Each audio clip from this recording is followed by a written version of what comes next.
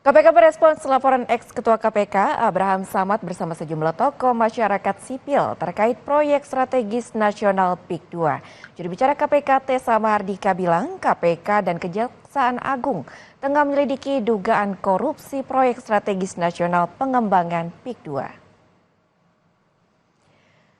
KPK akan menganalisis dari sisi yang berbeda dengan penyelidikan oleh Kejaksaan Agung. Juru bicara KPK Tessa Mahardika mengaku KPK belum ada koordinasi dengan Kejaksaan Agung terkait penyelidikan PSN pengembangan PIK 2. Namun KPK akan menganalisis dan mencari dari sisi yang tidak sama dengan Kejaksaan Agung.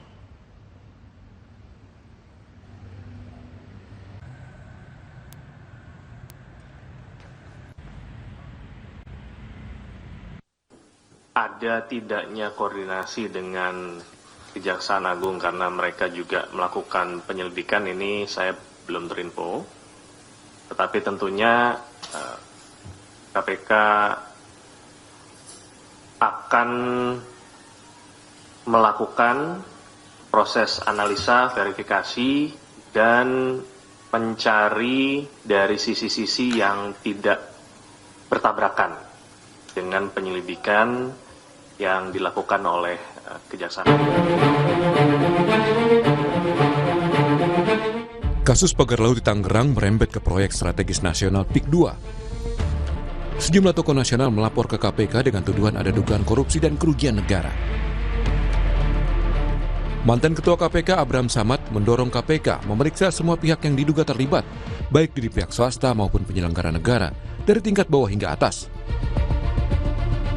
Nama bos Agung Setiayu Group, Sugianto Kusuma alias Aguan, dan Presiden ke-7 Republik Indonesia, Jokowi, ikut masuk dalam laporan. Kuat dugaan telah terjadi tindak pidana korupsi di dalam penetapannya sebagai proyek strategis nasional.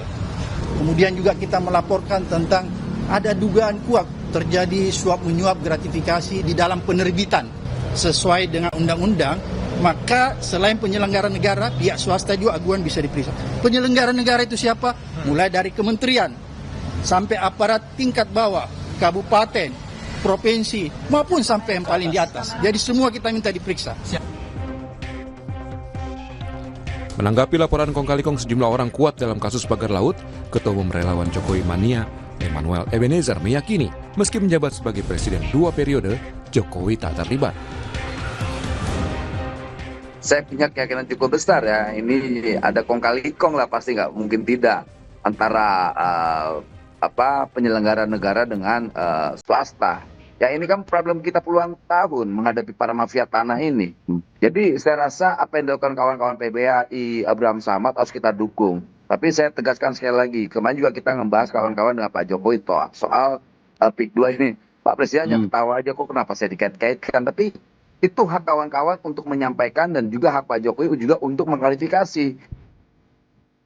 Sebelumnya, Menteri ATR BPN Nusron Wahid menyebut ada 8 oknum pejabat BPN Tangerang yang disanksi karena menerbitkan sertifikat di Laut Tangerang, Banten.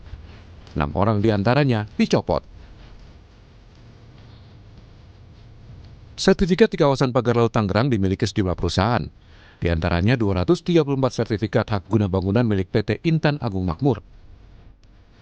20 bidang milik PT Cahaya Inti Sentosa dan 9 bidang atas nama perorangan, sedangkan sertifikat hak milik berjumlah 17 bidang. Dalam keterangan yang disampaikan saat rapat, Menteri ATR mengaku sudah membatalkan 50 sertifikat, diantaranya 38 hak guna bangunan dan 12 sertifikat hak milik. Menteri Nusron mengklaim jumlah ini kemungkinan akan bertambah. Guru Besar Hukum Universitas Jenderal Sudirman Purwokerto, Hipnu Nugroho menilai ada aktor intelektual yang bertanggung jawab atas penerbitan 263 sertifikat hingga menentukan kebijakan. Kita harus melihat kalau menteri berarti penyelenggara negara. Penyelenggara siapa? Ya pada waktu itu. Disitulah saya kira teman Mas Yulis dan saya itu menambatkan negara. Karena itu penyelenggara negara. Apakah penyelenggara menteri itu berdiri sendiri kebijakannya ataukah melalui karena tindakan dari atas? Nah, dari atas siapa?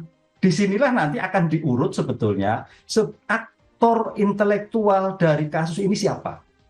Kalau yang terkait dengan kepala BPN Dinas provinsi, kemudian kabupaten itu hanya pelaksana. Tapi aktor intelektual itu yang saya kira menjadikan poin penting sampai keluarnya 263. Ibnu menegaskan 3 institusi penegak hukum harus bekerja sama dalam mengungkap semua pihak yang terlibat agar kasus pagar laut tak seolah lempar tanggung jawab. Tim Liputan, Kompas TV.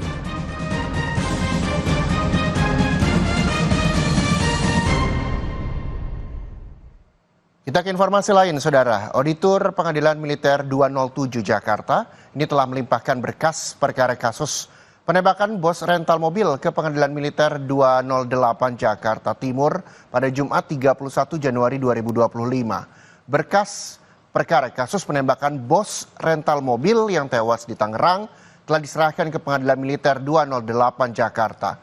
Nantinya, sidang kasus penembakan bos rental ini bersifat terbuka, sehingga semua bisa ikut mengawal kasus ini.